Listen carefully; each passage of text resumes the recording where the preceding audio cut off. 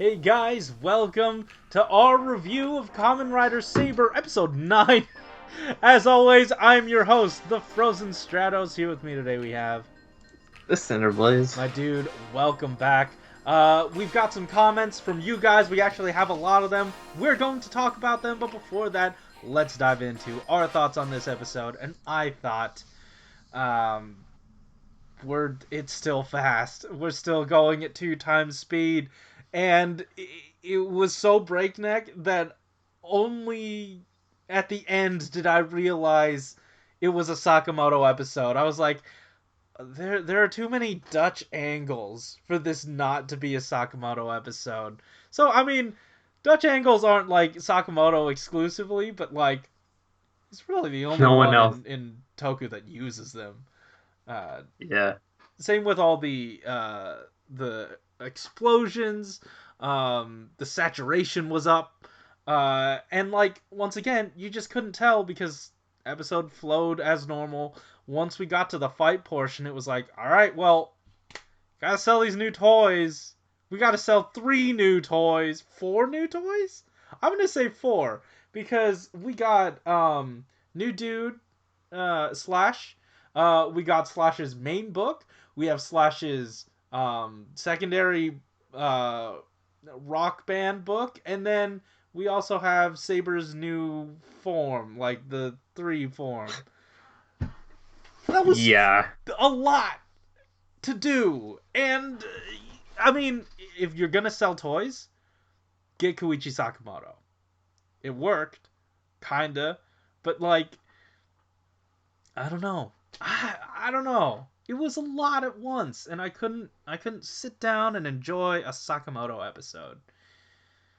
Yeah, I think like the pacing like at the end was definitely just like super like it just felt like they were vomiting out toys at that point. Yeah. Like we barely got settled with like one form and like the way that fight was laid out, it was definitely just a toy commercial. Mm-hmm. Like we just kind of like had everyone just kind of like scattered and kind of took enough agency out of them to introduce a new toy. Yeah. Like, and it didn't even feel like necessary. Like the Monster of the Week, do we even remember it at this point? Because it was just such a non-factor.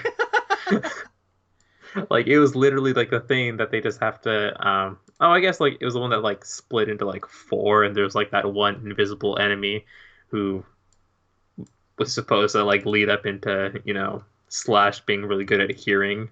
Doug. So, Oh no, Quack. oh yeah, the ugly duckling. Okay. Was that it? Was that the book? Yeah, the ugly duckling. Oh, okay. That I guess that makes sense. Oh, because he was hiding the whole time. Oh, he wanted to No, remain invisible. no, that's because they're all quacking. One was just like so hideous that no one can like I even see him. I did like the suits. They clearly did not have many of them, but I liked Yeah, them. Um, and they're doing that thing again where like, or actually, you know what? This time they didn't, because usually it's like, wait, the book is still here. There must be multiple of them. This time they're just like, all right, there are multiple of them. We're just gonna get rid of them. I think that'll do it. I don't know. yeah, and what they weren't really doing anything with that plot. Like it was just like this one like random dude in a suit just being a dick to people in a shopping Mm-hmm. center. It's kind of like shoving them downstairs and crap. I mean, like Yeah. that's really mean, but it's not like it didn't feel like urgent enough to summon like a horde of common writers. Yeah. I, Yeah. I mean, I guess they gotta like go and like do their job and Mm-hmm. stuff. I kind of want to talk about like the main villains a little bit. Mm-hmm. Because they were doing stuff at the very beginning. They were setting up Caliber to. They were setting up like a new book to rival King Arthur, and they're Yeah. kind of like sending Caliber to do like their bidding.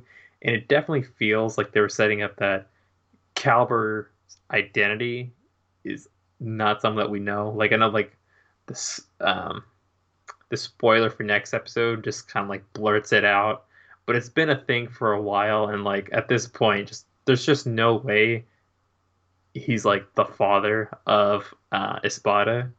He just kind of it almost feels like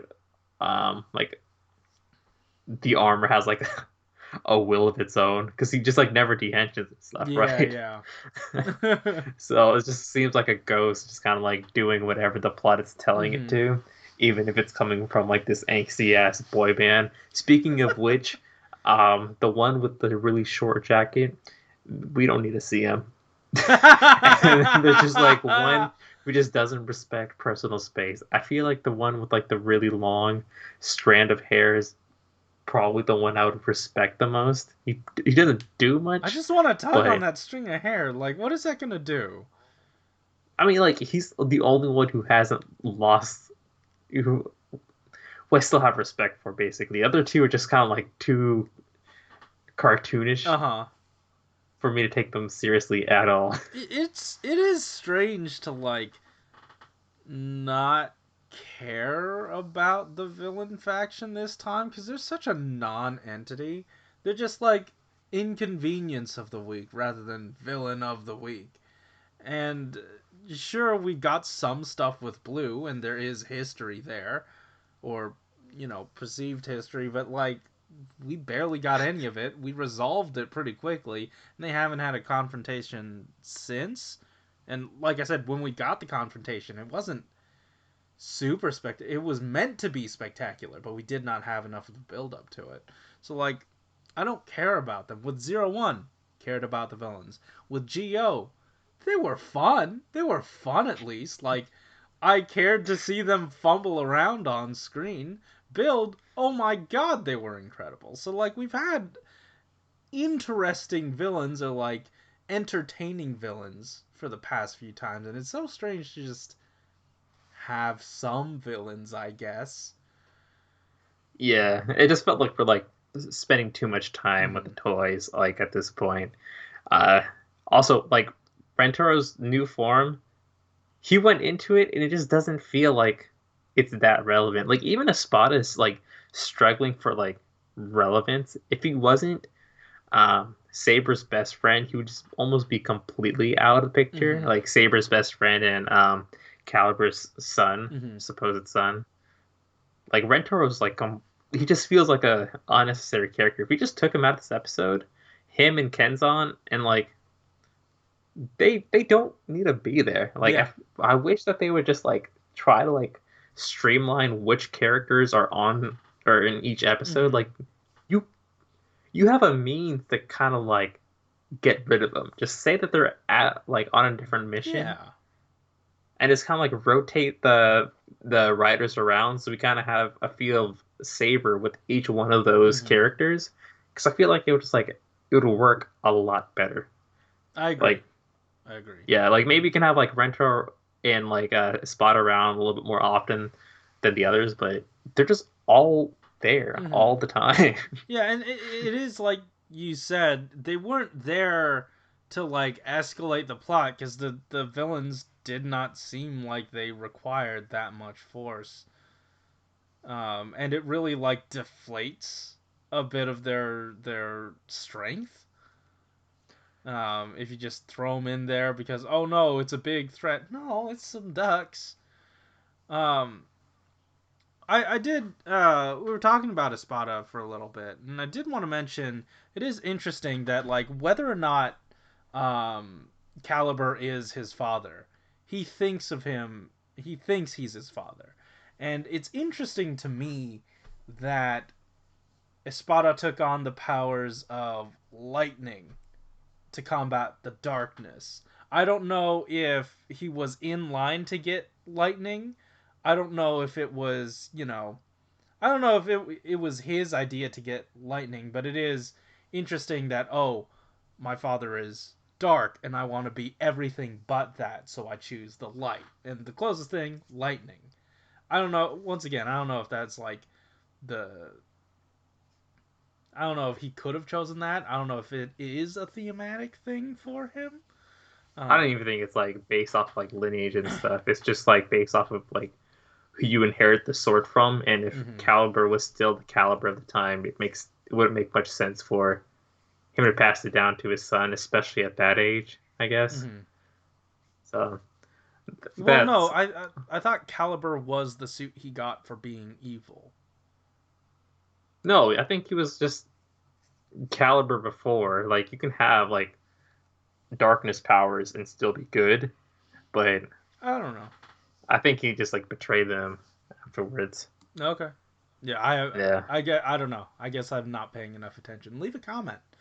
Um, yeah, but yeah, I don't know. I just thought that was interesting whether or not it was intentional for his character, but yeah. Um, yeah, it's so strange to like be disappointed in a Sakamoto episode, and only Saber can accomplish such a feat. Uh, yeah.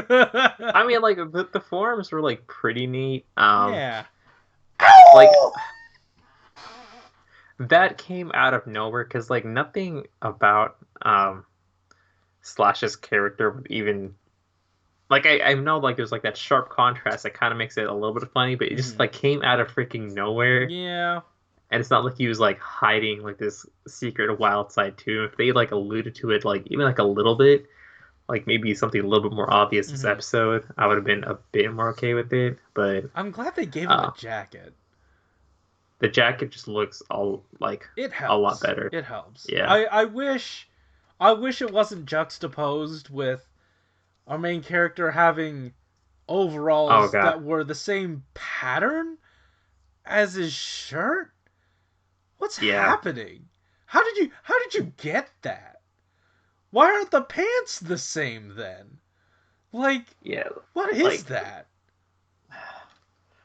that was probably my biggest gripe with this episode. Like it's just what is he Yeah, I wearing? don't want to like get so hung up on it, but it's consistently distracting. Like literally like these guys are dressed for like a fantasy setting. You know, wearing like robes and Mhm. like, you know, floofy dresses from like the forest. And then this guy walks in and he's the weird one. Like, it looked like he fell into a Goodwill and then kept it. like it's just like an oversized blouse, oversized like the pants are just absurdly big. Like why Yeah. is he you know what? I Like mean like that's just at least Geo looked comfortable. You know, it like it was a it comfort thing, and I get it. It was like a lazy comfort thing. He's trying, and it's not working. yeah, like Geo also had like this little like simplistic look Mm-hmm. and it just kind of like it flowed together well. Yeah.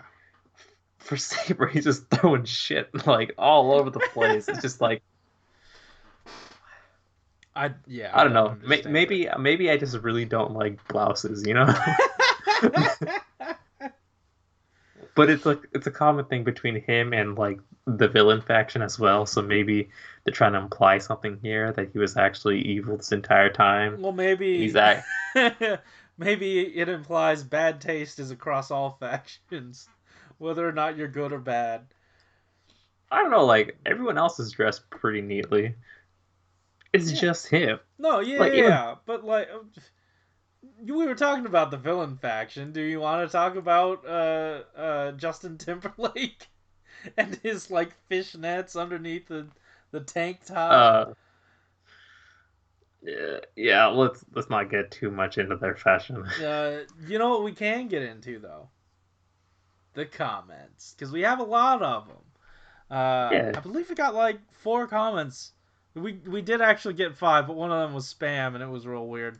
So yeah, let's just head into the comments. First one comes from Peacemaker2448. Thank you for hopping over from Soda Pop to come here. That's really awesome. So I still find myself bored by the series. Maybe it's because nothing has really happened in 9 episodes besides look at all the toys.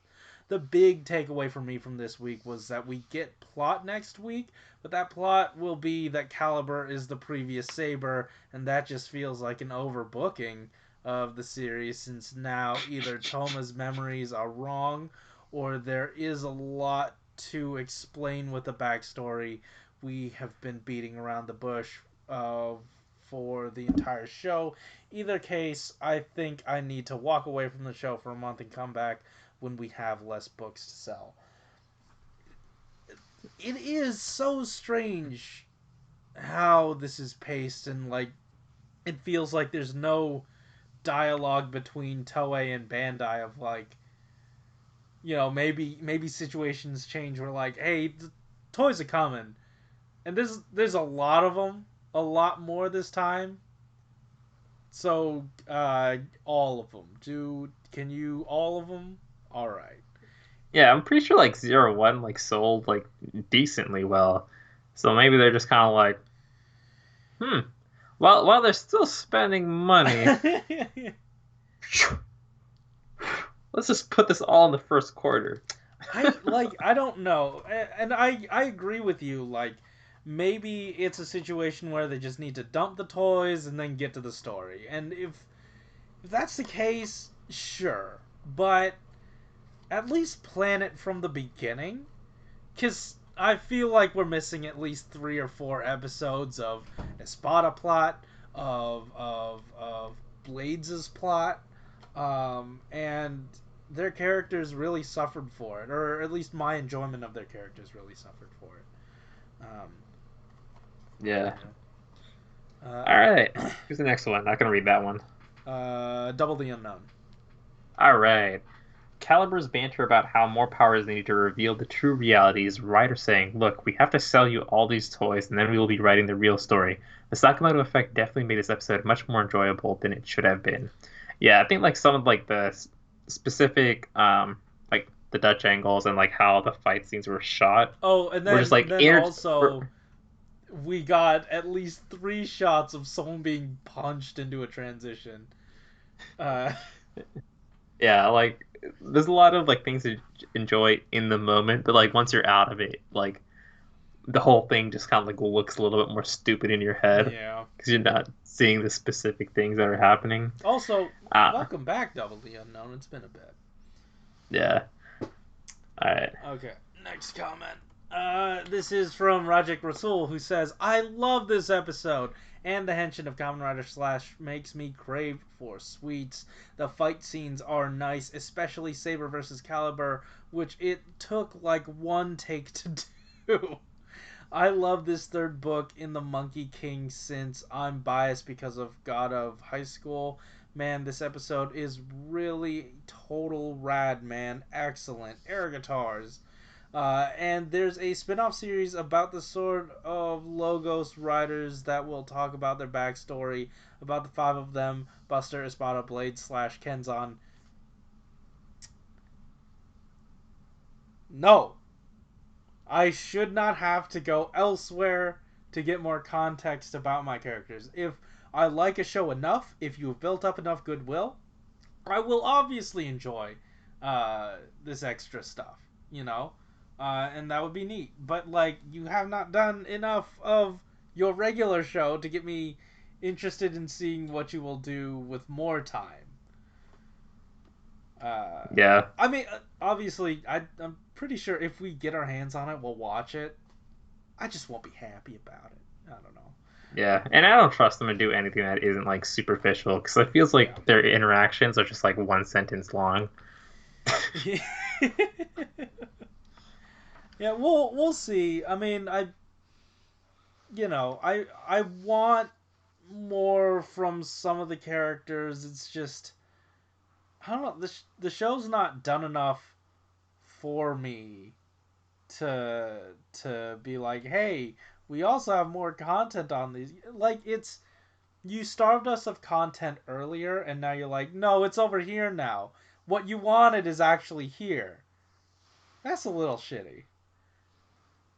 Yeah. All right.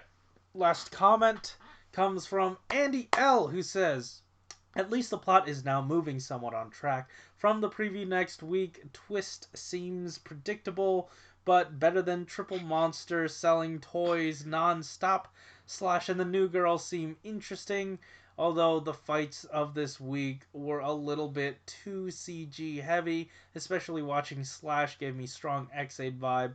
need to nitpick caliber only takes one book from each writer, not all. A little bit later, Hitoku Butterfinger outright book makes more sense. He takes all and Pinata backs some of it.